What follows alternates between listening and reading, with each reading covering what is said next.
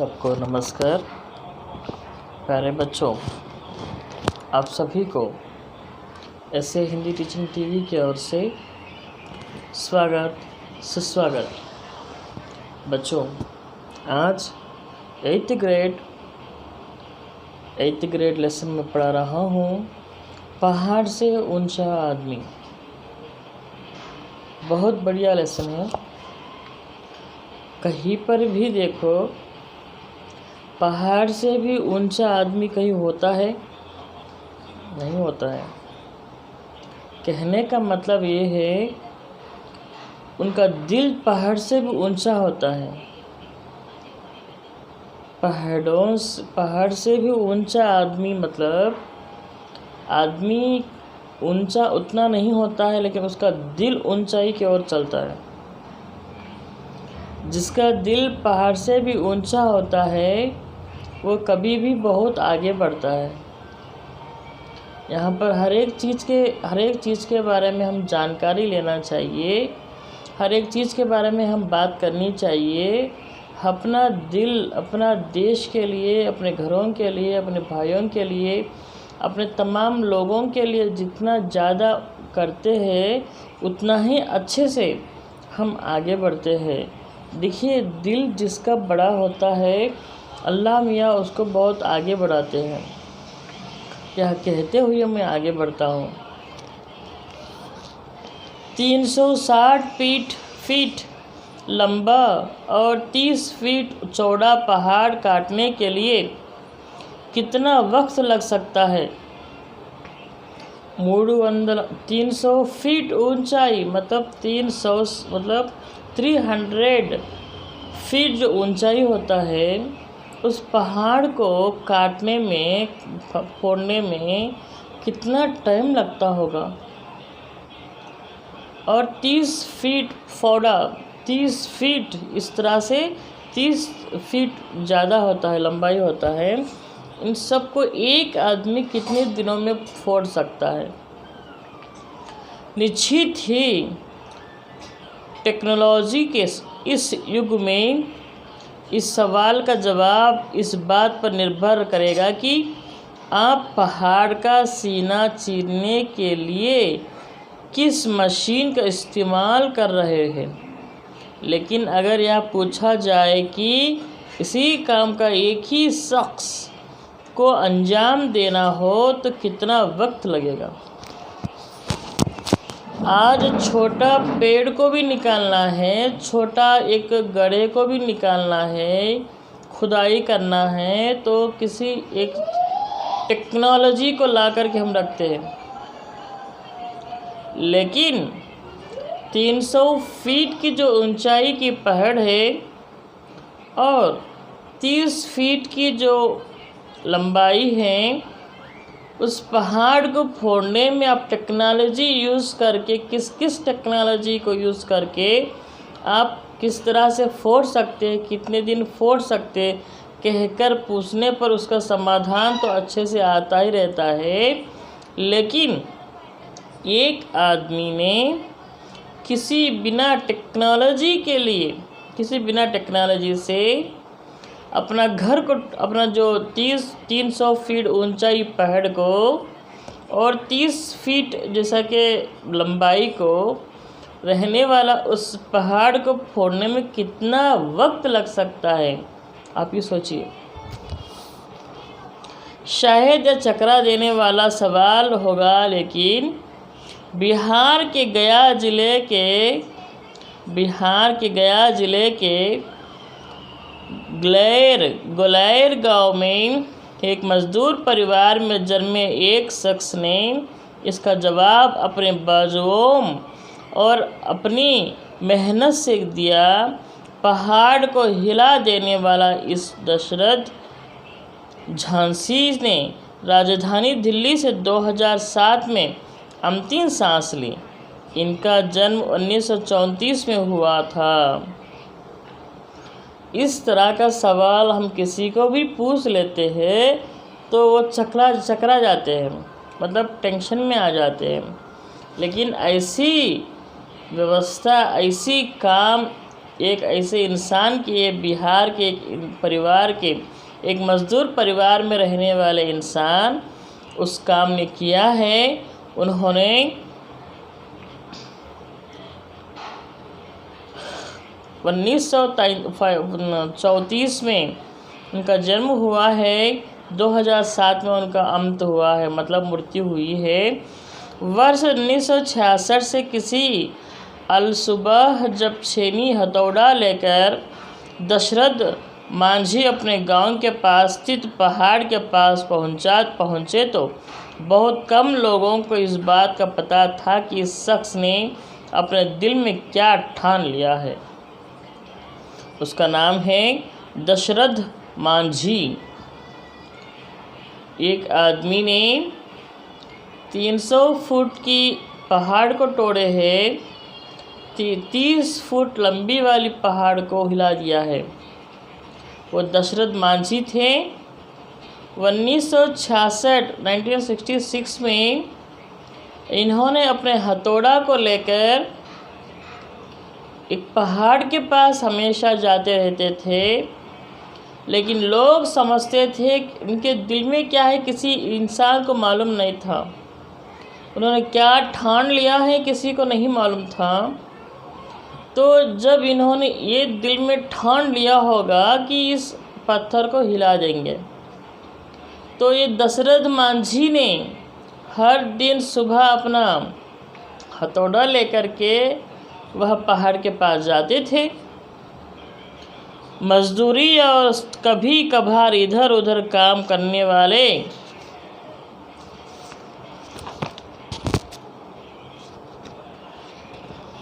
दशरथ मांझी ने जब पहाड़ पर छेनी हथौड़ा चलाना शुरू किया था, तो आने जाने वाले राहगीरों के लिए ही नहीं, गांव के लोगों के लिए भी वह एक हंसी की पात्र बन गए थे।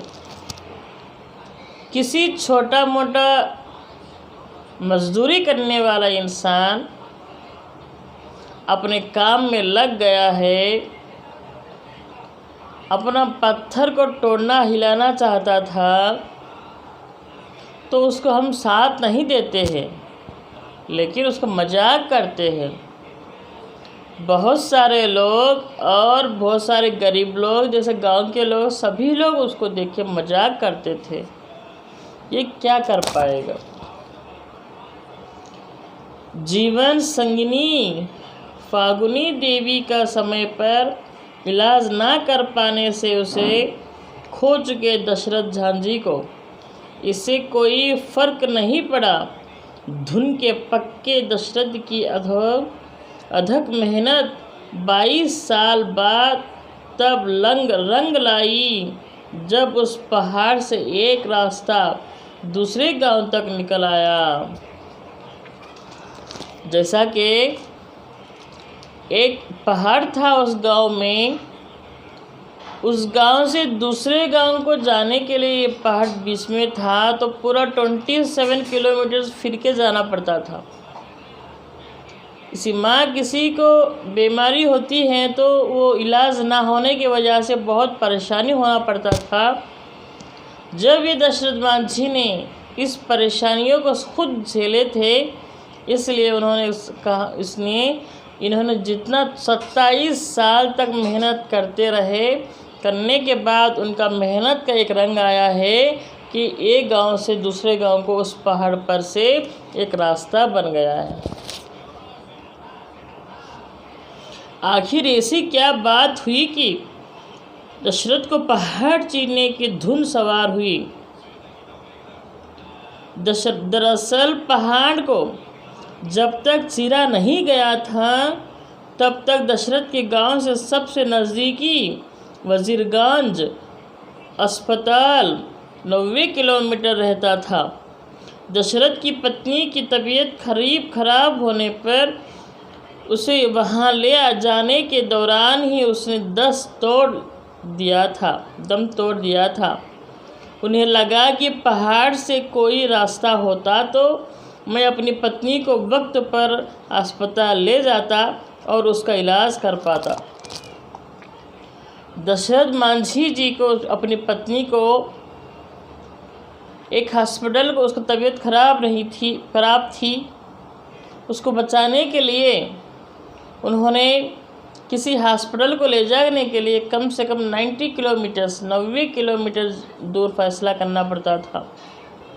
जब उन्होंने सोचा कि मेरी पत्नी को इलाज जल्दी से जल्दी कराना है किसी भी अवसर पर, उन्होंने सोचा इस पहाड़ को रास्ता बना दें, एक रोड बना दें, इस पहाड़ के बीच से किसी न किसी उस गांव में जाने के लिए रास्ता हो जाए तो उतना मेहनत नहीं करनी पड़ती थी। इस तरह सोचा था उन्होंने। तब इन्होंने ये निर्णय लिया है कि तब से किसी भी हाल में हमको इस पहाड़ को फोड़ना चाहिए, हिलाना चाहिए। जिंदगी का 30वां वसंत पार कर चुके दशरथ मांझी ने शायद शेष गांव के निवासियों के मन में दबी इस छोटी सी हसरत को अपनी ज़िंदगी का मिशन बना डाला और अपनी पत्नी की असामयिक मौत से उपजे प्रचंड दुख का एक नई सफल संकल्प शक्ति में तब्दील कर दिया। 5-6 साल तक दशरथ अकेले ही मेहनत करते थे। धीरे धीरे और आगे भी लोग भी जुड़ने चले आए। वहाँ तक दान पात्र भी रख गया था जिसमें लोग चंदा डाल देते हैं। कोई लोग अपने घर से अनाज भी देते थे। आज की तारीख में आप कह सकते हैं कि ग्लर से वजीरगंज जाने की 80 किलोमीटर की दूरी को 13 किलोमीटर ला देने वाला यह रास्ता एक श्रमिक के प्यार की निशानी है। एक अंग्रेज़ पत्रकार ने लिखा, और मेम्स ताजमहल। सच में ग्लारों से जिस तरह से वजीरगंज जाने के लिए अपनी पत्नी को वहाँ पर हॉस्पिटल में दिखाने के लिए वो 90 किलोमीटर जाना बहुत मुश्किल होता था। इसलिए मेरे जैसे लोग, बहुत सारे लोग, मतलब जिस तरह से उन्होंने दशरथ मांझी जैसे लोग, बहुत सारे लोग परेशानी हो रहे थे, ऐसी परेशानियों को दूर करने के लिए उन्होंने उस तरह का बहुत मेहनत का काम फासला लिए थे। और उसकी पत्नी मरने के बाद भी दुख में भी उसका काम करते रहे। लगभग बहुत सालों तक वो काम चलता रहा। बाद में उसके साथ गांव वाले ने, बहुत सारे लोगों ने उनको साथ दिया था। उसके वजह से आज उनका नाम स्वर्णाक्षराओं से हिस्ट्री में लिखा जाता है कि जिस तरह से दशरथ मांझी ने 90 किलोमीटर को 13 किलोमीटर में तब्दीली किया है, उस पहाड़ को फोड़कर, उस पहाड़ को रास्ता बनाकर। देखिए ये कितनी बड़ी बात है। जब तक वो रहता है, जब तक उस तरह का जो वो पहाड़ का रास्ता होता है, जब तक उस नाम उसमें रहता ही है। दशरथ मांझी ने जिस तरह से अपना मेहनत को सबका मेहनत समझे, उस वजह से उन्होंने यह सब काम कर चुका है। तो दूसरा ऐसा कभी कोई भी नहीं कर सकता था। चलिए, इस तरह के अच्छे काम करने वालों को हम हमेशा सराहनीय करना चाहिए। कुछ साल पहले एक पत्रकार उनसे मिलने गया, तब एक पक्कड़ कबीरपंथी की तरह यायावरी कर रहे दशरथ मांझी ने उन्हें अपनी एक प्रिय कहानी सुनाई थी, जो उस चिड़िया के बारे में थी जिसका घोंसला समुद्र बहाकर ले गया था।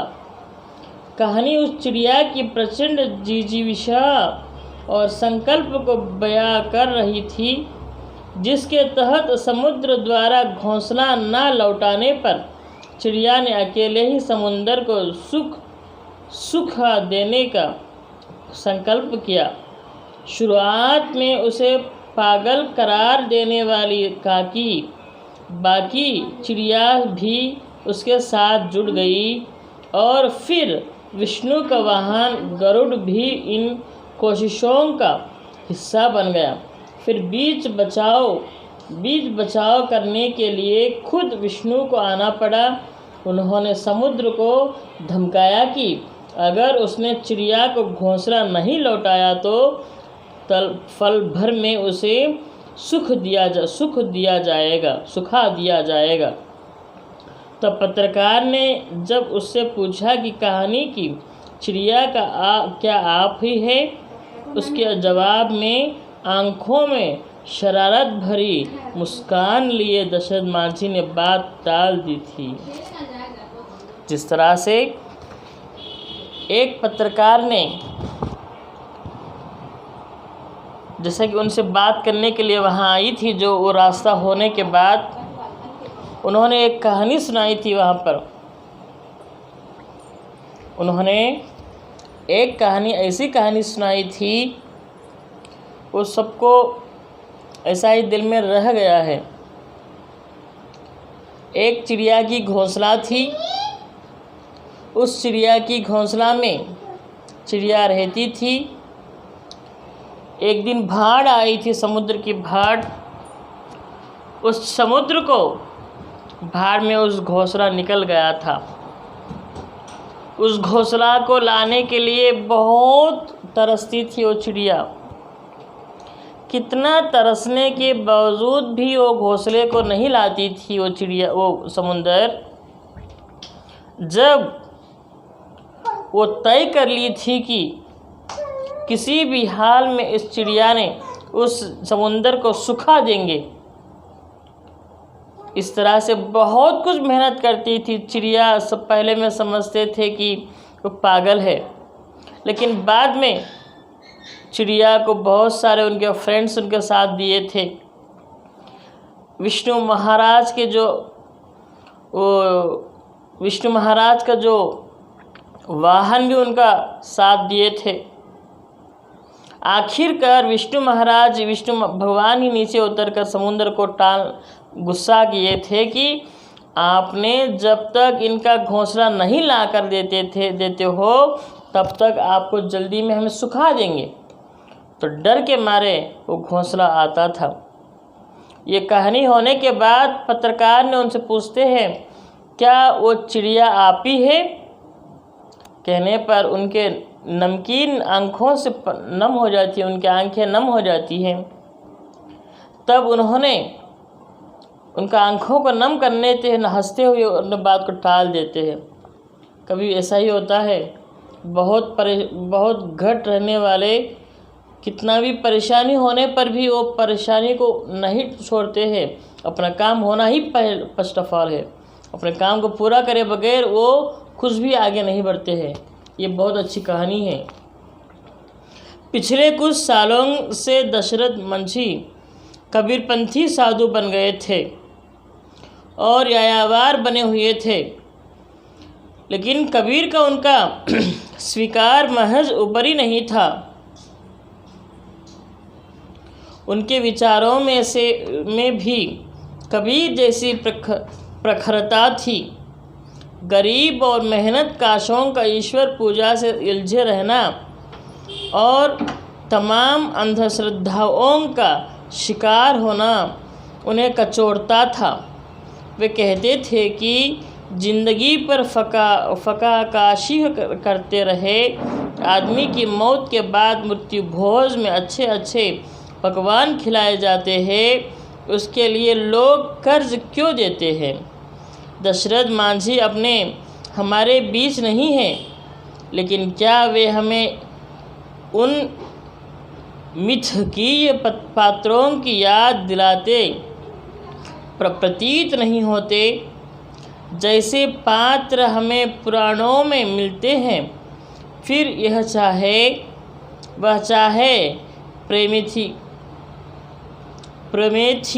प्रोमेथियस को हो या भगीरथ, ऐसी शख्सियतों जो मनुष्य की उद्दाम जिजीविषा को प्रतिबिंबित कर रही होती, वे और अपनी कोशिशों से प्रकृति की दानव शक्तियों और इंसानियत के दुश्मनों से लड़ रही होती है।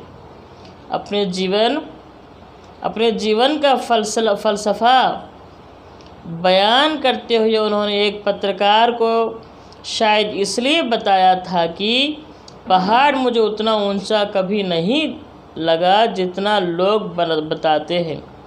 मनुष्य से ज़्यादा ऊंचा कोई नहीं होता।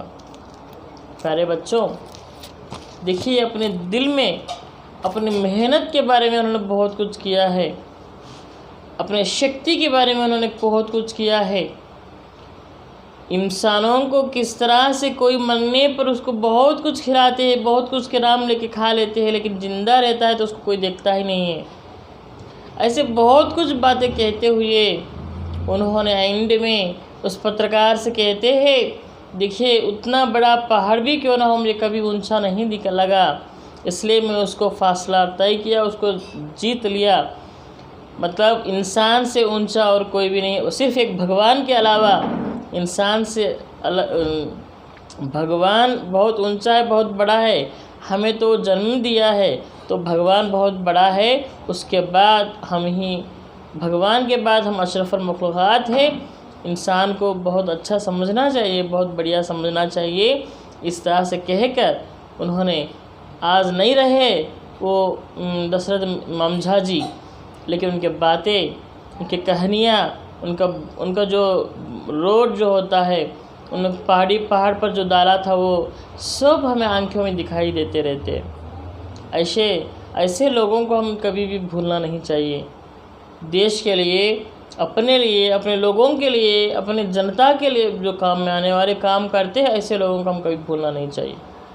प्यारे बच्चों, आप सभी को इस लेसन कंप्लीट हुआ है। आप सभी को ऐसे हिंदी टीचिंग टीवी के ओर से थैंक यू अदा करना चाहता हूँ। मेरे चैनल को शेयर करते हो, लाइक करते हो, सब्सक्राइब करते हो, आपको दिल से, तहे दिल से धन्यवाद, थैंक यू कहते हुए आज इस पार्ट को अंत करता हूँ। कल और अलग पार्ट से मिलेंगे, जब तक शुक्रिया।